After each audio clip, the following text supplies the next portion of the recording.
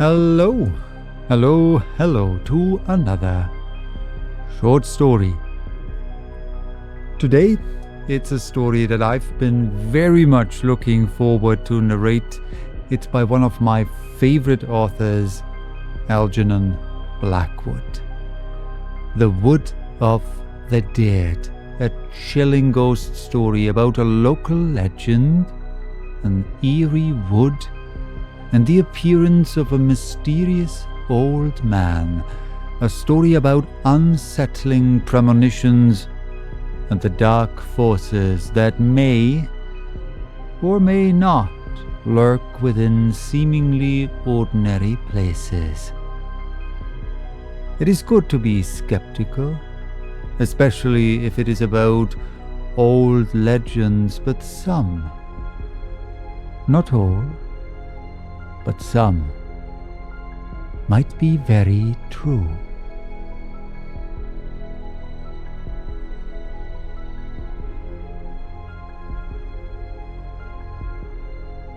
One summer, in my wanderings with a knapsack, I was at a luncheon in the room of a wayside inn in the western country, when the door opened and there entered an old rustic who crossed close to my end of the table and sat himself down very quietly in the seat by the bow window.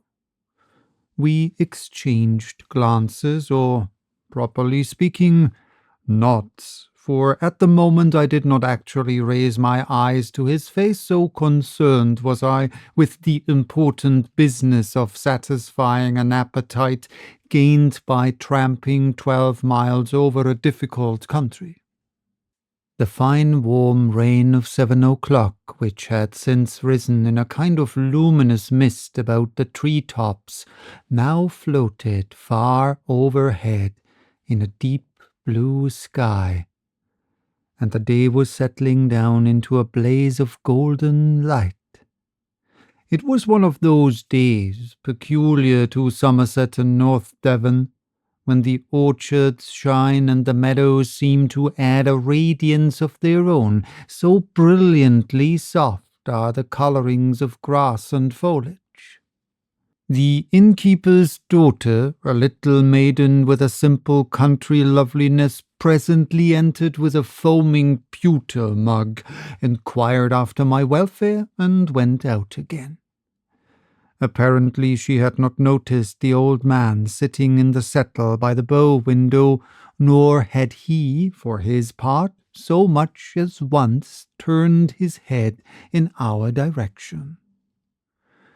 Under ordinary circumstances I should probably have given no thought to this other occupant of the room, but the fact that it was supposed to be reserved for my private use, and the singular thing that he had sat looking aimlessly out of the window with no attempt to engage me in conversation, drew my eyes more than once somewhat curiously upon him, and I soon caught myself wondering why he sat there so silently and always with averted head.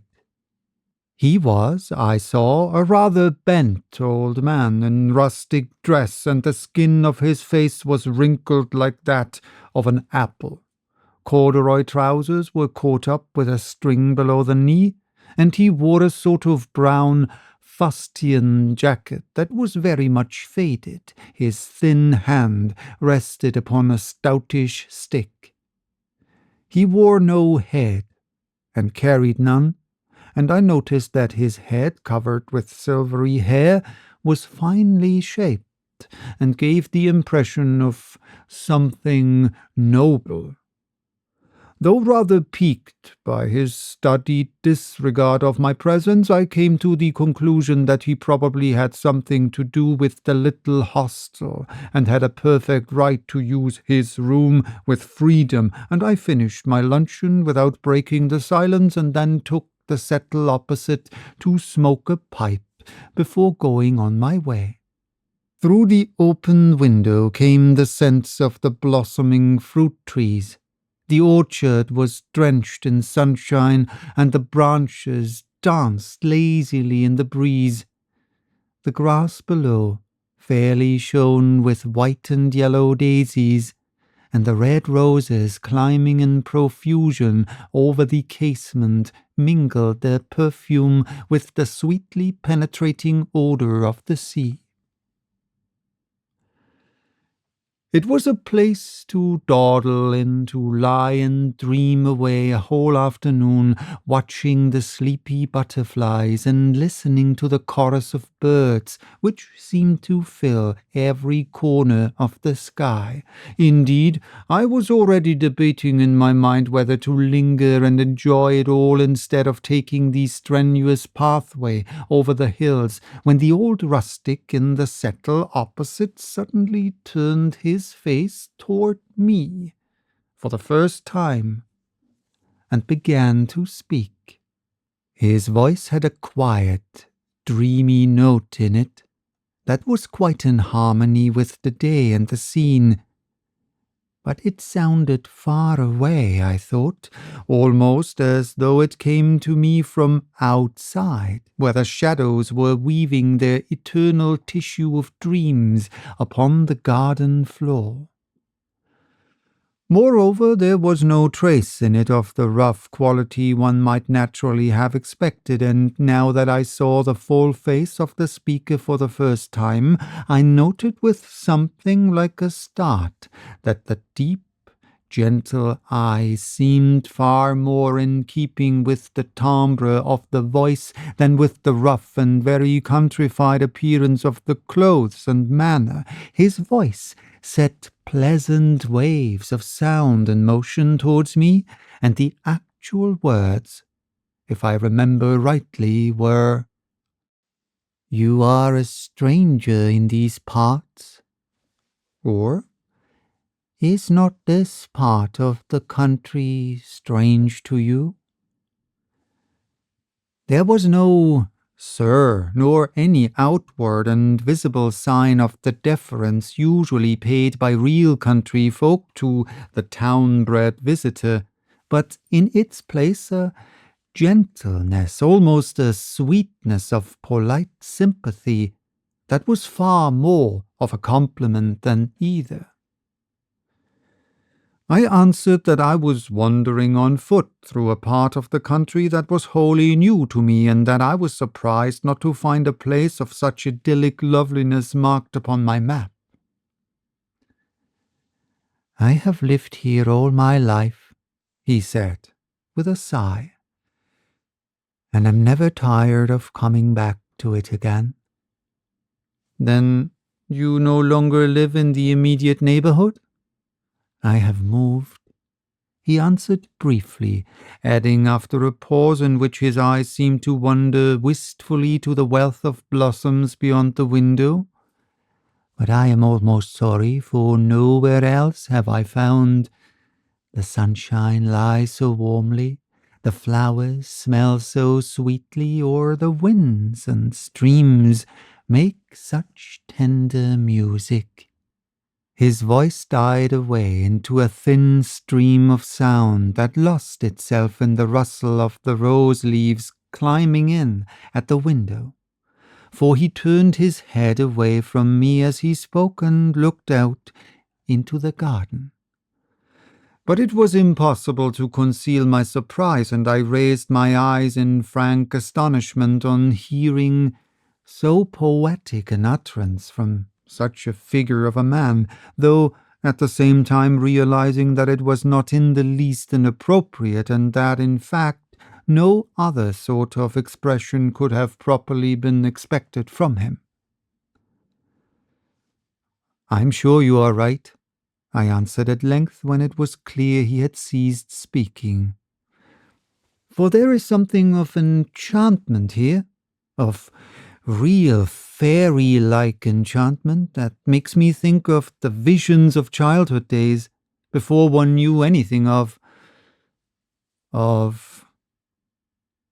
I had been oddly drawn into his vein of speech, some inner force compelling me, but here the spell passed. and I could not catch the thoughts that had a moment before opened the long vista before my inner vision. To tell you the truth, I concluded lamely, the place fascinates me, and I am in two minds about going further. Even at this stage, I remember thinking it odd that I should be talking like this with a stranger whom I met in a country inn, for it has always been one of my failings that to strangers my manner is brief to surliness. It was as though we were figures meeting in a dream, speaking without sound, obeying laws not operative in the everyday working world, and about to play with a new scale of space and time, perhaps. But my astonishment passed quickly into an entirely different feeling when I became aware that the old man opposite had turned his head from the window again, and was regarding me with eyes so bright they seemed almost to shine with an inner flame. His gaze was fixed upon my face with an intense ardour, and his whole manner had suddenly become alert and concentrated.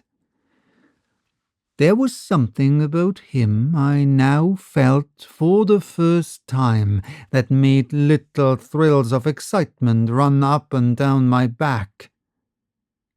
I met his look squarely, but with an inward tremor. "Stay, then, a little while longer," he said in a much lower and deeper voice than before. "Stay, and I will teach you something of the purpose of my coming." He stopped abruptly.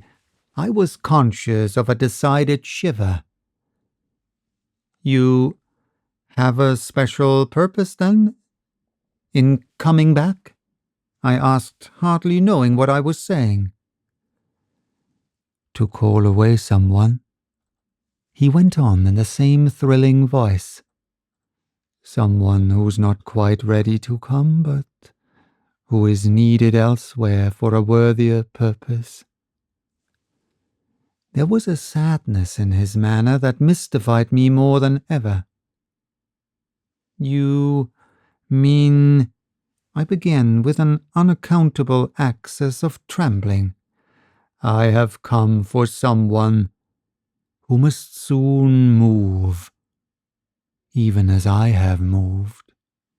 He looked me through and through with a dreadfully piercing gaze, but I met his eyes with a full straight stare, trembling though I was, and I was aware that something stirred within me that had never stirred before, though for the life of me I could not have put a name to it or have analyzed its nature.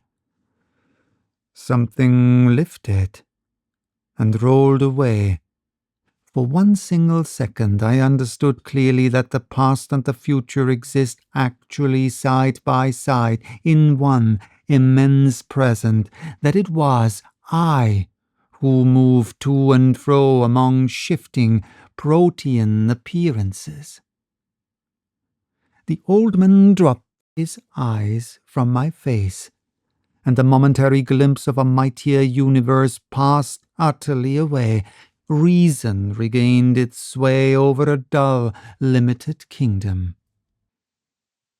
"Come, tonight," I heard the old man say. "Come to me tonight into the wood of the dead. Come at midnight." Involuntarily I clutched the arm of the settle for support, for I then felt that I was speaking with someone who knew more of the real things that are and will be than I could ever know while in the body, working through the ordinary channels of sense.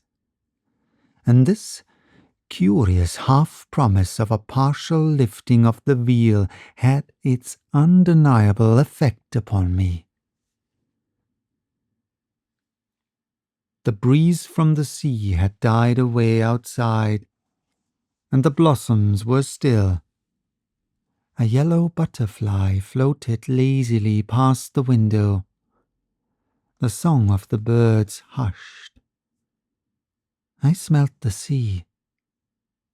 I smelt the perfume of heated summer air rising from fields and flowers, the ineffable sense of June and of the long days of the year, and with it, from countless green meadows beyond, came the hum of myriad summer life. Children's voices, sweet pippings, and the sound of water falling. I knew myself to be on the threshold of a new order of experience, of an ecstasy. Something drew me forth with a sense of inexpressible yearning towards the being of this strange old man in the window seat, and for a moment I knew what it was to taste a mighty and wonderful sensation, and to touch the highest pinnacle of joy I have ever known. It lasted for less than a second, and was gone. But in that brief instant of time, the same terrible lucidity came to me that had already shown me how the past and future exist in the present. And I realized and understood that pleasure and pain are one and the same force. For the joy I had just experienced included also all the pain I ever had felt or ever could feel. The sunshine grew to dazzling radiance, faded, passed away. The shadows paused in their dance upon the grass, deepened a moment, and then melted into air. The flowers of the fruit trees laughed with their little silvery laughter as the wind sighed over their radiant eyes. The old tale of its personal love. Once or twice, a voice called my name. A wonderful sensation of lightness and power began to steal over me. Suddenly the door opened and the innkeeper's daughter came in. By all ordinary standards, hers was a charming country loveliness, born of the stars and wildflowers, of moonlight shining through autumn mists upon the river and the fields. Yet, by contrast with the higher order of beauty I had just momentarily been in touch with, she seemed almost ugly. How dull her eyes, how thin her voice, how vapid her smile, and insipid her whole presentment. For a moment she stood between me and the occupant of the window seat while I counted out the small change for my meal and for her services, but when an instant later she moved aside, I saw that the settle was empty, and there was no longer anyone in the room but our two selves. This discovery was no shock to me. Indeed, I had almost expected it, and the man had gone just as a figure goes out of a dream, causing no surprise and leaving me as a part and parcel of the same dream without breaking of continuity. But as soon as I had paid my bill and thus resumed in very practical fashion a thread of my normal consciousness, I turned to the girl and asked her if she knew the old man who had been sitting in the window seat and what he had meant by the wood of the dead. The maiden started visibly, glancing quickly round the empty room, but answering simply that she had seen no one. I described him in great detail, and then, as the description grew clearer, she turned a little pale under her pretty sunburn and said very gravely that it must have been the ghost. Ghost? What ghost? Oh, the village ghost, she said quietly, coming closer to my chair with a little nervous movement of genuine alarm, and adding in a lower voice, "He comes before a death, they say." It was not difficult to induce the girl to talk, and the story she told me, shorn of the superstition that had obviously gathered with the years round the memory of a strangely picturesque figure, was an interesting and peculiar one. The inn, she said, was originally a farmhouse occupied by a yeoman farmer, evidently of a superior, if rather eccentric character, who had been very poor until he reached old age, when a son died suddenly in the colonies and left him an unexpected amount of money, almost a fortune. The old man thereupon altered no whit his simple manner of living, but devoted his income entirely to the improvement of the village and to the assistance of its inhabitants. He did this quite regardless of his personal likes and dislikes, as if one and all were absolutely alike to him, objects of a genuine and impersonal benevolence. People had always been a little afraid of the man, not understanding his eccentricities, but the simple force of this love for humanity changed all that in a very short space of time, and before he died he came to be known as the father of the village, and was held in great love and veneration by all. A short time before his end, however, he began to act queerly. He spent his money just as usefully and wisely, but the shock of sudden wealth after a life of poverty, people said, had unsettled his mind. He claimed to see things that others did not see, to hear voices, and to have visions. Evidently he was not of the harmless, foolish, visionary order, but a man of character and of great personal force. For the people became divided in their opinions, and the vicar, good man, regarded and treated him as a special case. For many, his name and atmosphere became charged almost with a spiritual influence that was not of the best. People quoted texts about him, kept, when possible, out of his way, and avoided his house after dark. None understood him, but though the majority loved him, an element of dread and mystery became associated with his name, chiefly owing to the ignorant gossip of the few. A grove of pine trees behind the farm, the girl pointed them out to me on the slope of the hill, he said, was the wood of the dead, because just before anyone died in the village, he saw them walk into the wood, singing. None who went in ever came out again. He often mentioned the names to his wife, who usually published them to all the inhabitants within an hour of her husband's confidence, and it was found that the people he had seen enter the wood died.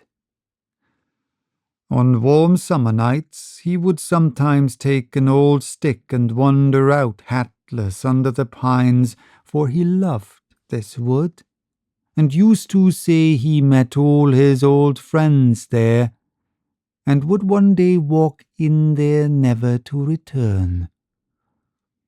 His wife tried to break him gently off this habit, but he always had his own way, and once, when she followed and found him standing under a great pine in the thickest portion of the grove, talking earnestly to someone she could not see, he turned and rebuked her very gently, but in such a way that she never repeated the experiment, saying, "You should never interrupt me, Mary, when I am talking with the others, for they teach me, remember, wonderful things, and I must learn all I can before I go to join them." This story went like wildfire through the village, increasing with every repetition, until at length everyone was able to give an accurate description of the great veiled figures the woman declared she had seen moving among the trees where her husband stood. The innocent pine grove now became positively haunted, and the title of Wood of the Dead clung naturally, as if it had been applied to it in the ordinary course of events by the compilers of the Ordnance Survey. On the evening of his 90th birthday, the old man went up to his wife and kissed her. His manner was loving and very gentle, and there was something about him besides, she declared afterwards, that made her slightly in awe of him, and feel that he was almost more of a spirit than a man. He kissed her tenderly on both cheeks, but his eyes seemed to look right through her as he spoke. "Dearest wife," he said, "I am saying good-bye to you, for I am now going into the wood of the dead, and I shall not return. Do not follow me, or send to search, but be ready soon to come upon the same journey yourself." The good woman burst into tears and tried to hold him, but he easily slipped from her hands, and she was afraid to follow him.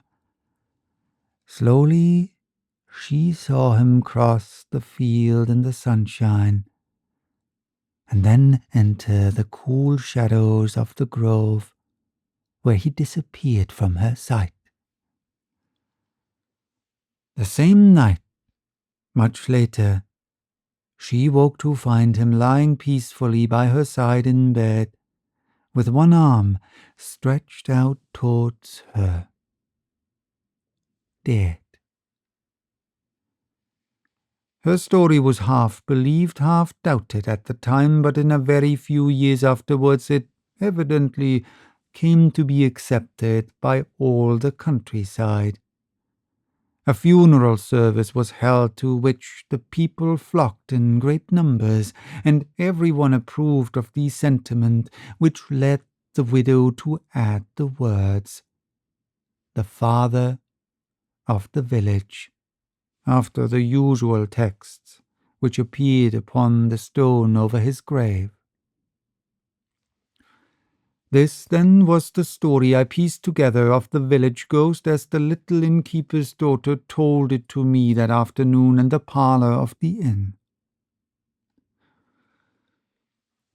"But you're not the first to say you've seen him," the girl concluded, "and your description is just that we've always heard. And that window, they say, was just where he used to sit and think when he was alive, and sometimes they say to cry for hours together." "And would you feel afraid if you had seen him?" I asked, for the girl seemed strangely moved and interested in the whole story. "I think so," she answered timidly. "Surely if he spoke to me—" "He did speak to you, didn't he, sir?" she asked after a slight pause.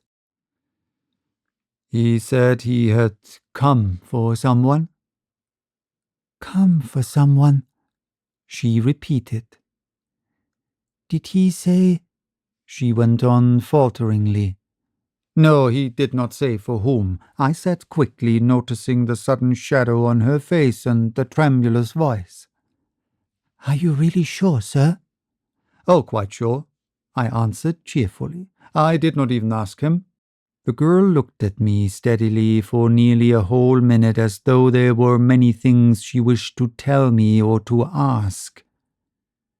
But she said nothing, and presently picked up her tray from the table and walked slowly out of the room. Instead of keeping my original purpose and pushing on to the next village over the hills, I ordered a room to be prepared for me at the inn, and that afternoon I spent wandering about the fields and lying under the fruit trees, watching the white clouds sailing out over the sea. The wood of the dead I surveyed from a distance, but in the village I visited the stone erected to the memory of the father of the village, who was thus evidently no mythical personage, and saw also the monuments of his fine, unselfish spirit, the schoolhouse he built, the library, the home for the aged, poor, and the tiny hospital. That night, as the clock in the church tower was striking 11:30, I stealthily left the inn and crept through the dark orchard and over the hayfield in the direction of the hill whose southern slope was clothed with the wood of the dead.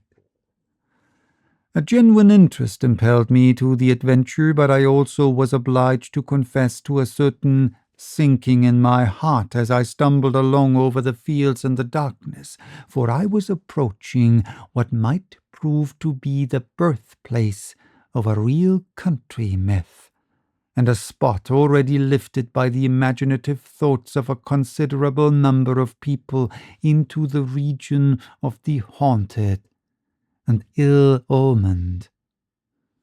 The inn lay below me, and all round in the village clustered in a soft black shadow, unrelieved by a single light. The night was moonless, yet distinctly luminous, for the stars crowded the sky. The silence of deep slumber was everywhere, so still indeed that every time my foot kicked against a stone, I thought the sound must be heard below in the village and waken the sleepers.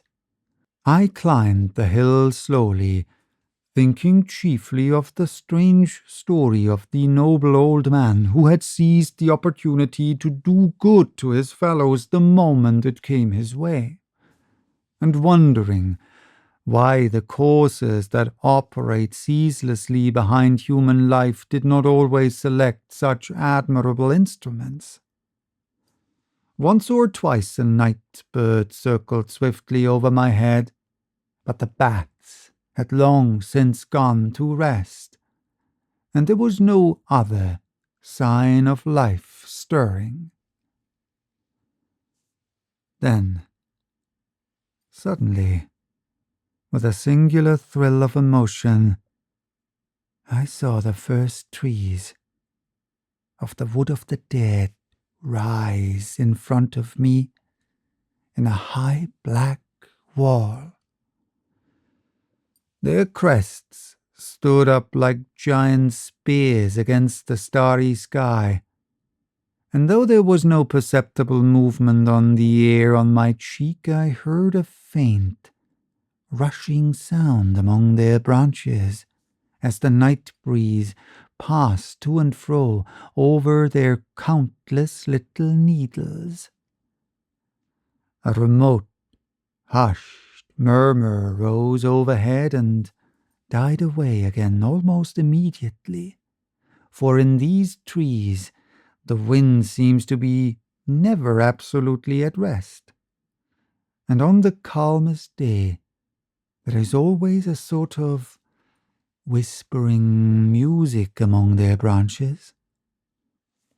For a moment I hesitated on the edge of this dark wood and listened intently. Delicate perfumes of earth and bark stole out to meet me. Impenetrable darkness faced me. Only the consciousness that I was obeying an order strangely given and including a mighty privilege enabled me to find the courage to go forward and step in boldly under the trees. Instantly the shadows closed in upon me and something came forward to meet me from the center of the darkness. It would be easy enough to meet my imagination halfway with fact and say that a cold hand grasped my own and led me by invisible paths into the unknown depths of the grove, but at any rate without stumbling, and always with the positive knowledge that I was going straight towards the desired object. I pressed on confidently and securely into the wood. So dark was it that at first not a single starbeam pierced the roof of the branches overhead, and as we moved forward side by side, the trees shifted silently past us, in long lines, row upon row, squadron upon squadron, like the units of a vast, soundless army. And at length we came to a comparatively open space where the trees halted upon us for a while, and, looking up, I saw the white river of the sky beginning to yield to the influence of a new light that now seemed spreading swiftly across the heavens. "It is the dawn coming," said the voice at my side that I certainly recognized, but which seemed almost like a whispering from the trees. "And we are now in the heart of the wood of the dead." We seated ourselves on a moss-covered boulder and waited the coming of the sun. With marvelous swiftness, it seemed to me the light in the east passed into the radiance of early morning, and when the wind awoke and began to whisper in the tree-tops, the first rays of the risen sun fell between the trunks and rested in a circle of gold at our feet. "Now come with me," whispered my companion in the same deep voice, "for time has no existence here, and that which I would show you is already there." We trod gently and silently over the soft pine needles. Already the sun was high over our heads, and the shadows of the trees coiled closely about their feet. The wood became denser again, but occasionally we passed through little open bits where we could smell the hot sunshine and the dry, baked pine needles. Then, presently, we came to the edge of the grove, and I saw a hayfield lying in the blaze of day, and two horses basking lazily with switching tails in the shafts of a laden hay wagon. So complete and vivid was the sense of reality that I remember the grateful realization of the cool shade where we sat and looked out upon the hot world beyond. The last pitchfork had tossed up its fragrant burden, and the great horses were already straining in the shafts after the driver as he walked slowly in front with one hand upon their bridles. He was a stalwart fellow, with sunburned neck and hands. Then, for the first time, I noticed, perched aloft upon the trembling throne of hay, the figure of a slim young girl. I could not see her face, but her brown hair escaped in disorder from a white sunbonnet, and her still browner hands held a well-worn hay rake. She was laughing and talking with the driver, and he from time to time cast up at her ardent glances of admiration, glances that won instant smiles and soft blushes in response. The cart presently turned into the roadway that skirted the edge of the wood where we were sitting. I watched the scene with intense interest and became so much absorbed in it that I quite forgot the manifold, strange steps by which I was permitted to become a spectator.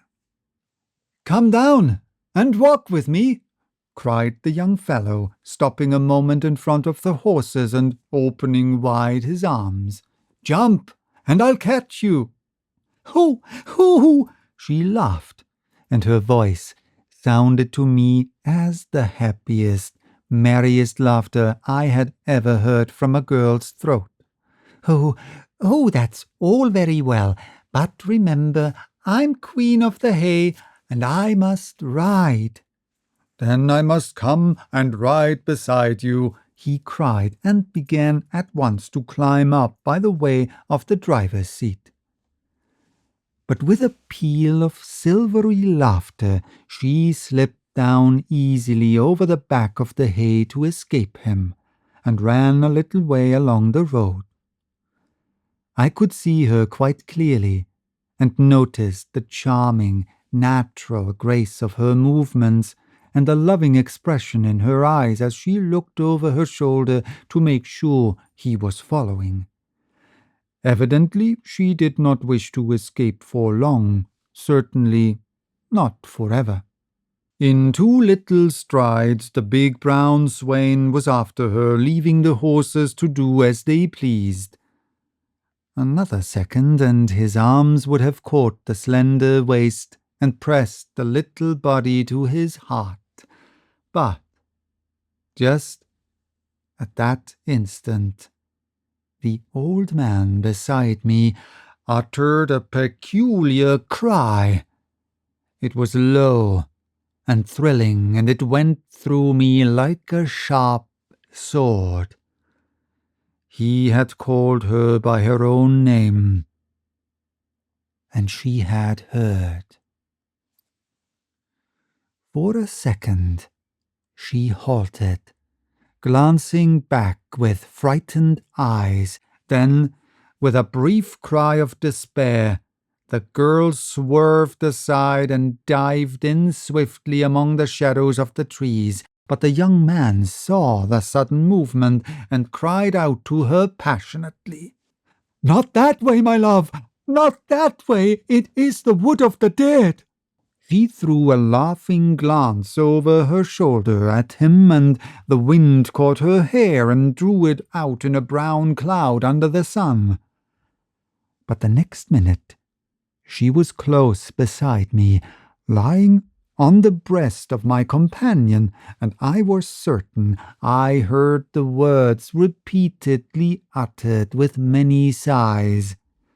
"Father, you called, and I have come, and I come willingly, for I am very, very tired."